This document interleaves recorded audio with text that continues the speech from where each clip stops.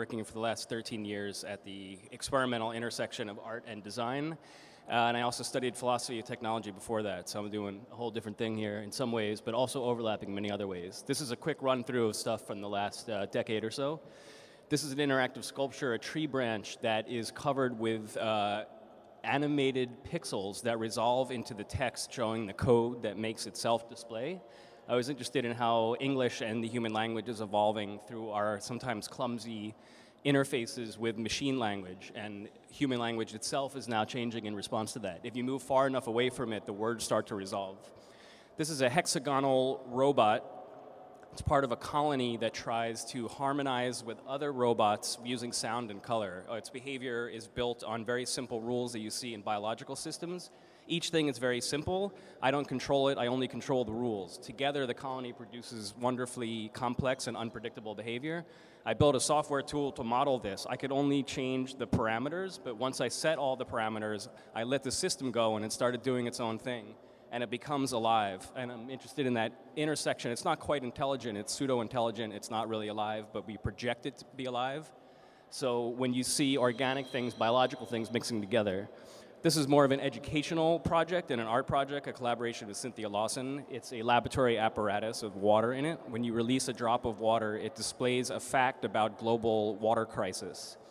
Each drop is controlled by a little stopcock on the bottom of the laboratory apparatus. It's an attempt as an educational tool and also an art project to move through some of the information fatigue we have. The piece was called Every Drop Counts. Each drop is detected by a sensor in the bowl and gives you one more fact about water shortage and other information about what's a pressing problem for the future of the planet. This is a sculptural piece, kind of. It's a combination of wood and paint, old media with electronics, sort of intentionally kitschy. I was inspired by my work with some Native American tribes on a documentary I worked on. And this is an eagle shape with LEDs that circle around the eagle. They animate, and the speed of the animation functions as an incredibly imperceptibly slow clock.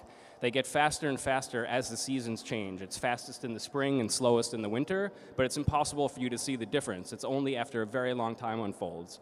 So a complete cycle of change of speed takes 1 year, and it's a different time scale thinking about ourselves and seasons and the planet. And it also speaks to how hard it is to have both of those things in mind in a modern city. This is an interactive video installation. As you move past these time-lapse and stop-motion footage of found objects that I assembled, you walk in one direction and it moves forward in time. You walk past it the other way and it moves backwards in time. You can stop at any point that you want if you're interested in one particular frame. A lot of it is about the coexistence of natural and man-made. This is another part from the same series in this installation. This is a weed forcing its way through the cracks of a sidewalk in New York.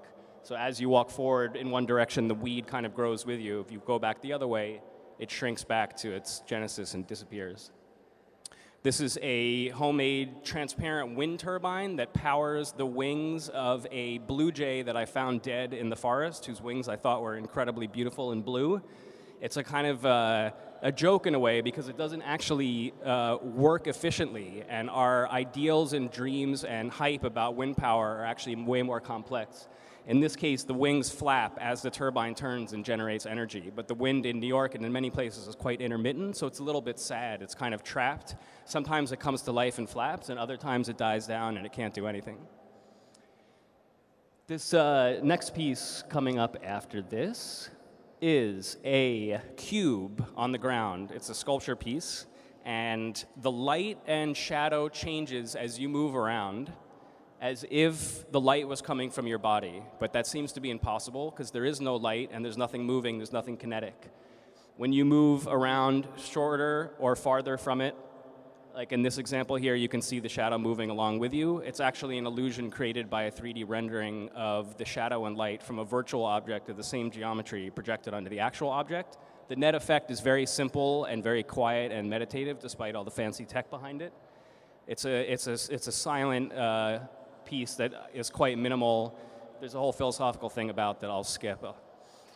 This is more of a design project that I've been doing recently. I've collected and upcycled these antique wooden tripods. They're beautiful objects that are thrown out all the time. I wanted to make lights out of them, but instead of putting a light on top like every other light tripod you've seen, I wanted to make the legs themselves into the elements.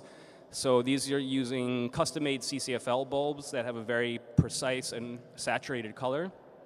You can change the color mix by adjusting the height of the legs, but the colors are always there together. There's no nightclubby effect. Red, green, and blue combine into a beautiful white, especially if you're next to a white wall. You get an amazing effect refracting on the wall behind it.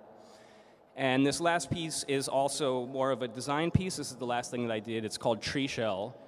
So what if you could hear a memory of the forest rather than just look at a picture of a memory you had from being in the forest, kind of like listening to the ocean through a seashell. So Tree Shell is a disc of a birch tree. On the back of it, there's a CNC lasered engraving from a 19th century illustration of the inner ear that I redrew of the cochlea that's responsible for hearing.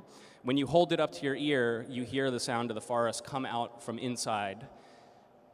The recording is a 1-hour walk that I took through the forest. So you hear the trees and wind and birds and leaves crunching. It's very quiet. If you put it down, it stops. If you pick it up an hour or a week later or a month later, it remembers where you were in this kind of sound story. And you can recharge it with a USB cable.